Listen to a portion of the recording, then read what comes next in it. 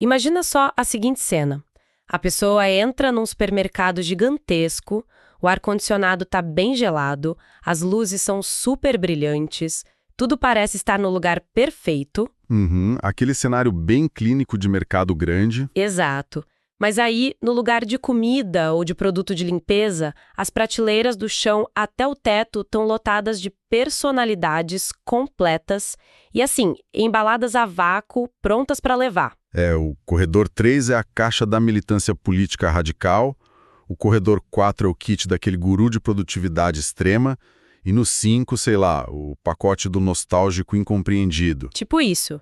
E o mais sedutor da brincadeira é que a caixa já vem com absolutamente todos os acessórios inclusos. A pessoa vai lá, rompe o lacre e ganha na hora um vocabulário novo. Ganha um círculo de amigos garantido, né? Com certeza. Ganha uma lista de amigos, um catálogo de inimigos já pré-definidos, uma trilha sonora e, claro, um manual super rigoroso sobre o que ela deve amar e o que ela tem que odiar. É de uma conveniência, assim, absurda, quase impossível de resistir. Nossa, e é exatamente essa conveniência que esconde um perigo cognitivo brutal, sabe? Como assim? Porque quando se opta por esse atalho de adotar um kit pré-definido da prateleira, a pessoa perde a musculatura mental que é necessária para formar convicções de verdade. Ah, musculatrofia. Exato. O alívio imediato de não precisar pensar por conta própria faz com que o indivíduo simplesmente esqueça que aquele conjunto de ideias é, na real, um produto sintético. É algo que ele pegou numa prateleira. Mas aí ele começa a tratar isso como se fosse a própria medula óssea. A gente desempacota a caixa, ganha um roteiro super seguro, mas acaba perdendo a capacidade de navegação autônoma. E, bom, para quem está acompanhando a nossa imersão de hoje, sejam muito bem-vindos. Sejam bem-vindos. Hoje a gente vai dissecar a física e a arquitetura por trás dessa fragilidade humana. Vamos olhar para uma série de textos fantásticos sobre ontologia, sobre a mecânica da nossa mente e entender por que o cérebro é tão vulnerável a essas armadilhas tribais. E a nossa missão aqui não é apontar o dedo para um grupo A ou B, tá? A ideia é entender como a gente tenta sair do caos das informações para chegar numa clareza estruturada real. É a engenharia silenciosa disso tudo. E é fascinante, né? Porque mostra que movimentos de massa, nichos ideológicos, corporações, eles meio que descobriram um bug, uma falha no nosso sistema operacional. Uma falha enorme. Eles sacaram que, se for possível instalar a crença de que existe um vazio irreparável na essência de alguém, essa pessoa vai comprar qualquer remédio que prometa preencher o buraco. Então, para a gente entender como esse mecanismo domina a mente, acho que a gente tem que voltar no erro de base, aquele erro que torna a operação toda possível. Existe uma confusão clássica sobre a nossa identidade, né? Sim, a confusão entre o que é a essência de alguém e o que é só um estado temporário. E os textos complementares que a gente usou para essa imersão falam muito disso no campo da ontologia, que é o estudo do ser. Isso. A diferença entre o ser e a manifestação. É um conceito muito cristalino. A manifestação é o recorte transitório. Dá um exemplo prático disso. Claro. É a profissão que a pessoa exerce nessa década específica, ou a afiliação política numa eleição pontual, o estado civil de agora, o grupo de amigos. Tudo isso é passageiro, é impermanente. Tá. Já o ser, por outro lado, é aquele fundamento silencioso, imutável. É a base que permite que todas essas manifestações aconteçam em cima dele. Entendi. O perigo, então, eu imagino, surge quando o cabo de aço que liga a pessoa a esse ser fundamental, ele simplesmente arrebenta. Perfeito. É bem por aí. Porque sem essa âncora firme lá dentro, a mente entra em queda livre. Aí ela busca desesperadamente um galho qualquer para se segurar.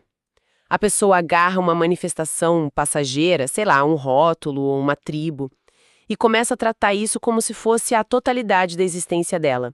Ela se encolhe para caber na embalagem do mercado. O recorte temporário é promovido a fundamento absoluto. É trágico.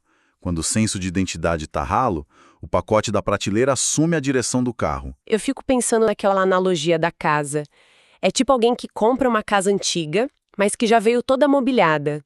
Aí os anos passam, o morador vai se acostumando com aquele cenário e esquece que o sofá, os quadros, a mesa de centro são coisas independentes da arquitetura da casa. Aham. A mente começa a achar que a casa são os móveis. Isso. Aí se alguém chegar e sugerir, tipo, vamos trocar esse sofá que tá caindo aos pedaços, a reação do morador não é de alívio, é um pânico total, porque a sensação que ele tem é que o teto inteiro da casa vai desabar junto se tirar o sofá. Uma analogia perfeita. A pessoa defende o sofá como se fosse a própria vida. Mas olha só, você é advogada do diabo aqui rapidinho. Vamos lá. Aprender com o ambiente, absorver comportamentos de um grupo social, isso tudo é biológico, né? É sobrevivência. Historicamente, os seres humanos sempre copiaram o sotaque dos pares, as roupas, os mitos. Onde exatamente que essa dinâmica natural vira uma prisão cognitiva? Essa é a grande questão. A linha de ruptura, ela aparece muito clara quando a gente observa a reação da pessoa à dúvida, ao questionamento. Como assim? No aprendizado saudável, as pessoas aceitam a dúvida. Sim, num ambiente saudável, uma ideia é tratada como uma ferramenta. Ponto. Se a ferramenta fica velha, perde o fio ou não explica mais a realidade, ela vai para o lixo sem causar sofrimento existencial. Faz sentido. Mas no modelo das identidades de prateleira, o pacote do grupo foi fundido com a sensação de existir do indivíduo. Lembra do sofá da sua casa? Uhum. Então, quando qualquer argumento lógico expõe uma falha nas ideias dessa tribo, o cérebro da pessoa não processa isso como um debate intelectual. Processa como uma ameaça de morte. Exato. É uma ameaça de assassinato literal, como se a biologia dela dependesse de continuar acreditando naquilo, mesmo com os fatos gritando o contrário. Nossa. E é aí que a tribo passa a exigir aquela subordinação integral, né? A pessoa se vê obrigada a defender coisas irracionais, a ignorar hipocrisias enormes. Tudo para não perder aquele chão artificial. O terror de ficar sem o grupo é muito pior do que o compromisso com a verdade. O que explica um fenômeno que a gente vê todo dia e que é bem triste, que é a falsa fuga. As transições de tribo. Sim. Alguém acorda um dia, percebe que o grupo é tóxico ou fechado demais, toma coragem e sai. Vai em busca de liberdade. Só que, dá uns meses, a mesma pessoa está reproduzindo o mesmo fanatismo e a mesma reatividade num nicho completamente oposto. Clássico. A pessoa sai de um fundamentalismo religioso sufocante, pula direto para um ateísmo militante que exige a mesma obediência cega, e daqui a pouco está um extremismo político igualzinho. O vocabulário mudou. As roupas mudaram. Mas a arquitetura invisível do pensamento daquela pessoa continua exatamente igual. O sistema fechado está ali, intacto. É só uma troca de embalagem, então. Só isso. O motor que alimenta essa dependência continua rodando a 1000 por hora. E esse motor, os textos base da nossa imersão definem muito bem. Ele opera através do que eles chamam de estelionato ontológico. Estelionato ontológico, um estelionato do vazio. Isso, o estelionato do nada. Espero. Qual que é a mecânica prática de uma fraude desse nível? É simplesmente a narrativa de enfraquecimento mais eficiente que já inventaram. Se você olhar ao redor forças externas, seja uma academia mais cínica, o mercado de hiperconsumo ou ideologias políticas, elas martelam todo santo dia a mesma mensagem. Que mensagem? A de que a humanidade é só um acidente biológico irrelevante, uma anomalia aleatória, um amontoado de poeira cósmica sem propósito que veio do nada absoluto e está indo direto para o nada absoluto. Nossa, pesou. É feito para pesar. Porque quando você convence a massa de que a existência dela não tem alicerce, você cria uma crise de significado em escala industrial. E se a base é o nado vazio, a temperatura interna despenca. E quem está congelando no meio do nada aceita qualquer cobertor cheio de buraco, né? Cenário perfeito para dominação. Pessoas que compram a ideia de que são irrelevantes ficam dispostas a qualquer loucura. Aceitam qualquer humilhação só para ter um pingo de pertencimento. Os sistemas fechados dão esse senso de importância artificial. Eles preenchem o buraco que eles mesmos ajudaram a cavar na cultura. Exatamente. A armadilha perfeita. Mas, peraí. Se a gente seguir essa lógica à risca, a gente cai num abismo. Porque se quase todo grupo estruturado e todo algoritmo do mercado tem esse risco de ser um sistema fechado, explorador de vazio, a única saída é fazer as malas, mudar para uma caverna na montanha e cortar contato com a civilização. A gente precisa se isolar para ter integridade intelectual? Não, de jeito nenhum. O O isolamento físico é uma resposta super ingênua para um problema que, na verdade, é cognitivo. A grande vantagem não está na fuga. Tá onde, então? Está na observação ativa.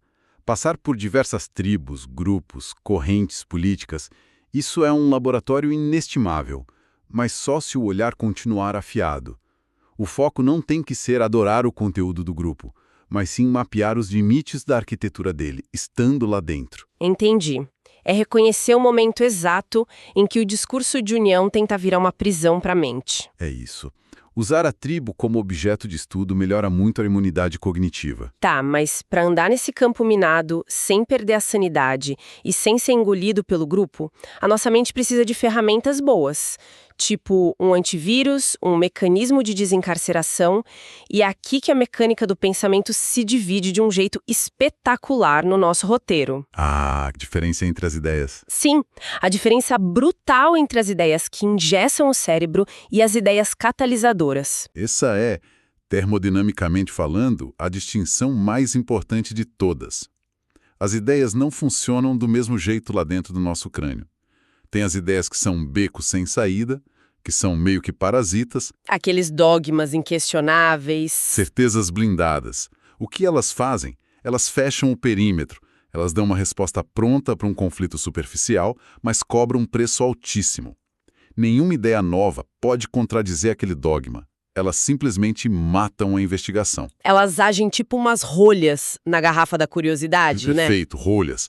Mas aí, no extremo oposto, a gente tem as ideias catalisadoras. Uma ideia catalisadora nunca tenta ser a dona do pedaço, sabe? Ela não quer fechar o ecossistema cognitivo. Ela quer abrir.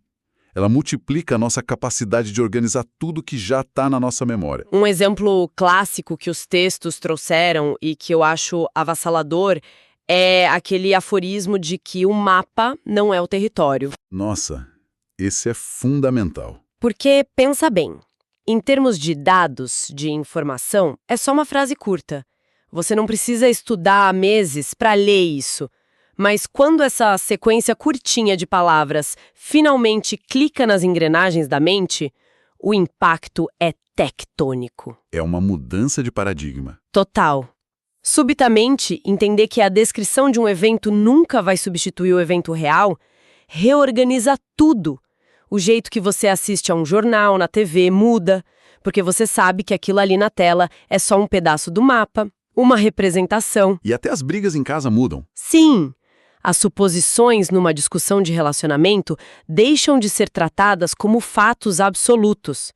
Até a ciência a gente passa a enxergar como modelos representativos e não como a verdade final. E o traço mais brilhante disso, repara só. Saber que o mapa não é o território não te diz o que você tem que fazer. Não é uma bússola moral. Não manda você votar no candidato X ou Y. Não fala qual profissão escolher. Essa ideia não responde às perguntas. Ela purifica o processo de investigação. Ela meio que garante que as próximas perguntas que a sua mente for fazer sejam de uma qualidade muito superior. Deixa eu tentar construir uma imagem visual disso. Manda. Assimilar uma ideia a beco sem saída é tipo colocar mais um bloco de concreto num muro que você está construindo ao redor de si mesma. Dá aquela ilusão de segurança na hora contra o vento lá fora, mas o resultado final é escuridão e isolamento. Perfeito. Por outro lado, a ideia catalisadora seria tipo um software de descompactação no computador, tipo um WinRAR para a mente. Ela não adiciona nenhum arquivo novo, nem pesa no disco rígido, mas de repente ela reorganiza as conexões e faz com que tudo que já estava na máquina rode absurdamente mais rápido sem travar. Exatamente isso, e explica tecnicamente por que as tribos organizadas sentem tanto pavor de uma ideia catalisadora. Eles odeiam, né? Odeiam. Grupos fechados precisam dessas paredes de dogma. Precisam que a galera fique focada numa narrativa única. Uma ideia que ensina o indivíduo a limpar a própria lente age como um vírus mortal contra a coesão cega do grupo. A tribo reage com agressividade porque uma mente descompactada não aceita mais ser tratada como criança. Ela recusa a simplificação barata. Exato.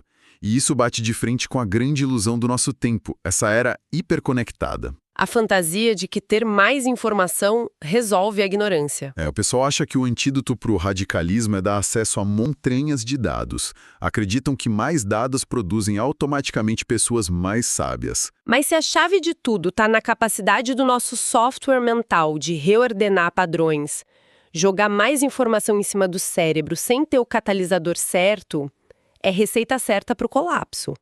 É o que os nossos materiais chamam de alta entropia cognitiva. Que é um conceito que vem da física, né? Sim, a entropia é a medida de caos e desordem num sistema. Se a gente trouxesse-o para a arquitetura da mente, explica muita coisa. Hoje a gente recebe gigabytes de dados todo dia. Mas olha para a rua, olha para a internet. O que a gente vê não é o ápice da sabedoria humana. A gente vê ansiedade, uma confusão mental crônica e muita hostilidade. Porque informação não é inteligência, né? Longe disso. Informação é cascalho, é matéria-prima. Inteligência é força bruta. É o trabalho ativo de lutar contra a dispersão e impor uma coesão no meio desse material caótico. Inteligência, no fim das contas, é o ato de reduzir a própria entropia. Mas aí, nesse trabalho pesado de organizar o nosso cascalho, a gente costuma cair numa armadilha que tem uma cara ótima, que é aquele conselho de subir nos ombros de gigantes para ver mais longe. O perigo de importar frameworks. Pois é, a lógica parece boa. Você pega a matriz de pensamento de um super gênio da filosofia e instala no próprio cérebro. Se o cara era um gênio, vai funcionar para mim, né? Só que os textos alertam muito sobre a letalidade desse atalho. Porque os pacotes mentais de uma pessoa são indivisíveis. Se você adota integralmente o sistema de crenças de um pensador histórico gigante, você não está trazendo só a luz e a genialidade do cara. Está trazendo as sombras também. Os recalques, as neuroses, os pontos cegos. A arquitetura intelectual daquele gênio foi forjada no fogo para resolver a entropia da mente dele. O castelo dele servia para os demônios dele. Entendi. Usar um modelo de outra pessoa como o chão definitivo da sua mente é perigoso demais. Gigantes são ótimas pedreiras para extrair pedras, mas eles não são os donos do mapa do nosso território. Mas olha só, vamos tensionar isso um pouco. Tá? Imagina que eu vou montar um relógio de parede mega complexo. Eu não vou ficar tentando adivinhar onde cada engrenagem encaixa só na intuição. Eu pego o manual do fabricante e sigo o diagrama obsessivamente. Se a mente humana é a máquina mais complexa que a gente conhece, por que usar o manual de instruções de um gigante do passado é tão arriscado? A gente não está só reinventando a roda à toa e perdendo tempo? A diferença está na natureza do que você está montando. O manual do relógio funciona porque todas as peças saíram de uma esteira industrial. Elas são idênticas. A engrenagem A vai caber no pino B em qualquer relógio daquele modelo. Tá. E a mente? A mente humana não tem nada de industrial. A teia de memórias, as associações semânticas, as cicatrizes emocionais de cada um formam uma constelação que é irrepetível. O grau de entropia de uma pessoa é a impressão digital cognitiva dela. Nossa, cada desordem é única. Como a desordem é única, a reorganização exige uma planta arquitetônica feita sob medida. É impossível que um sábio de 200 anos atrás tenha criado o algoritmo perfeito para um emaranhado neural que nunca existiu antes. O que joga a gente para uma conclusão muito forte. Qualquer mapa desenhado do lado de fora vai falhar na hora de mapear os nossos vales internos. E aí entra a regra inegociável da inteligência de verdade. A etapa final da clareza mental só pode acontecer a portas trancadas. Na solidão total do indivíduo. Isso. E eu gosto de ver isso como a impossibilidade de terceirizar a digestão. Como assim? Imagina que você faz reserva no melhor restaurante do planeta. Os ingredientes vieram do solo mais rico do mundo, o chefe tem todas as estrelas possíveis. O prato que chega na mesa é a perfeição. Mas no segundo em que a comida passa da sua garganta, o luxo acaba. A biologia entra em cena. O metabolismo tem que ser o seu. Exato. O estômago que vai quebrar as moléculas e extrair a energia tem que ser o de quem engoliu a comida. Ninguém pode digerir um insight genial no nosso lugar. Se a pessoa não ligar o próprio fogo gástrico do intelecto, a ideia mais maravilhosa do mundo vira só um peso no estômago. Essa analogia é perfeita. Porque a digestão dessas ideias consome energia de verdade. Se você engolir informação sem digerir criticamente, você só satura seus circuitos e piora a entropia do cérebro. E todo salto de organização na mente cobra um pedágio. O pedágio do desconforto, né? Sim, para uma mente conseguir dissolver um conceito velho e criar uma conexão mais afiada, ela vai passar por uma fase de caos temporário. É inevitável. Tem que aguentar aquele período onde a poeira antiga foi chutada para o alto e ainda não assentou direito. Aquele limbo cognitivo famoso. Aquele momento horrível em que a gente percebe que estava completamente errado, mas a resposta nova ainda está carregando na cabeça. E é bem na beira desse abismo que a maioria esmagadora das pessoas entra em pânico e recua. Elas desistem. Ficar sem o chão firme dá tanta vertigem que a reação padrão é dar meia volta e sair correndo lá para o corredor daquele supermercado de identidades. Comprar uma camisa com o slogan pronto parece um preço justo para não ter que arrumar o próprio quarto no escuro. Sustentar a própria dúvida dá muito trabalho. Dá muito trabalho. Mas para a pequena parcela de pessoas que aguenta o fogo da dúvida e deixa o estômago mental terminar a digestão, a redução da entropia finalmente acontece. A nuvem dissipa. E quando a pessoa atinge essa clareza, de verdade, o impacto transborda, né? Não fica só dentro da cabeça. O jeito que a pessoa enxerga a realidade material lá fora sofre um salto evolutivo absurdo. E aí que entra a ideia do externo como um espelho. Mas preste bem atenção nisso. O mundo físico não muda. O universo não tem obrigação nenhuma de ser organizado ou bonzinho com a gente. Ele continua jogando caos, tragédia, problema em cima de todo mundo. A realidade é bruta. O que se altera profundamente é a resolução da câmera que está filmando esse cenário. A mente que calibrou a própria lente consegue extrair outros dados da mesmíssima paisagem. O cenário em ruínas está lá. Mas o visor do indivíduo, que antes estava todo embaçado e cheio de sujeira de tribo ideológica, ganhou um polimento de telescópio. E isso muda a ação da pessoa. Alguém cheio de confusão interna opera sobre pânico. Como a fundação dele é frágil, ele projeta o caos dele no mundo. Um ventinho bate e a pessoa ataca. É pura reatividade. Fica exausto o tempo todo. Em contrapartida, a mente com baixa entropia processa o caos do mundo sem desespero. Ela vê os vetores, ela age de forma responsiva, deliberada, focada só naquilo que realmente muda o jogo. Sabe que isso tira toda aquela aura de ingenuidade daquela frase famosa sobre fazer uma limonada com os limões da vida, né? Total. Não é motivacional barato. Nem um pouco. Não é pôster fofo de escritório. Fazer a limonada é a aplicação bruta de termodinâmica psicológica. É o cérebro organizado, devorando a desordem ao redor e usando o impacto trágico para construir uma estrutura nova. Não é otimismo cego. É um milagre de resistência. É a mente que se recusa a entrar em decomposição na frente do caos. Organizar destroços e tirar valor deles é o ápice da inteligência humana.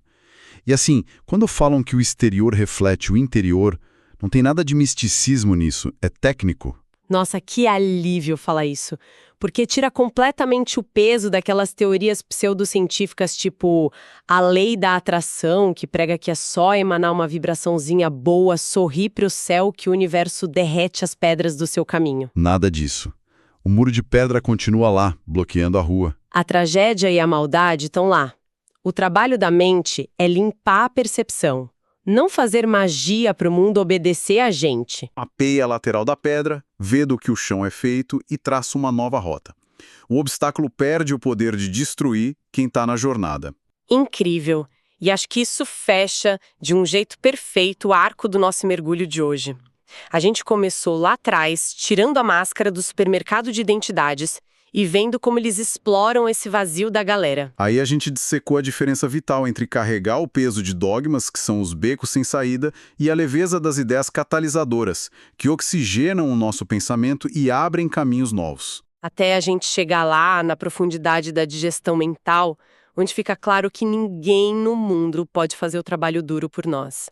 O isolamento para digerir a própria inteligência não é negociável.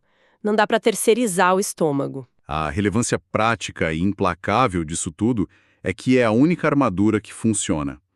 Treinar ideias que abrem a mente e ter a paciência bruta de aguentar o limbo da dúvida sem comprar uma saída fácil no mercado de ideologias. É isso que impede a gente de ser só uma bateria alimentando o delírio de outra pessoa. E isso deixa pra gente uma provocação final fascinante e até um pouco assustadora para quem acompanhou a gente até aqui pensar depois. Qual? Se a precisão com que a gente enxerga o mundo é totalmente proporcional a como a gente descompacta as nossas próprias ideias lá dentro, pensa nas brigas de internet. Quando a gente vê essas batalhas campais diárias, a agressividade e os insultos selvagens sendo disparados o tempo todo em nome daquelas verdades inquestionáveis, fica a pergunta. Quantas dessas muralhas, Pois é. quantas dessas muralhas de agressão são convicções reais e quantas são, na mais nua e crua verdade, apenas explosões de mentes apavoradas, soterradas pela própria confusão? É o desespero de alguém berrando muito alto só para não ter que escutar o eco das próprias prateleiras vazias lá dentro da cabeça. Muito forte. E geralmente o barulho mais estridente vem exatamente da recusa de organizar o próprio silêncio, né? Perfeito! Agradecemos imensamente o tempo de todo mundo que embarcou em mais essa exploração com a gente, que a digestão de hoje seja muito produtiva e que todo mundo lembre de olhar o rótulo antes de engolir a próxima ideia que oferecerem. Um abraço e até a nossa próxima travessia. Até a próxima, gente!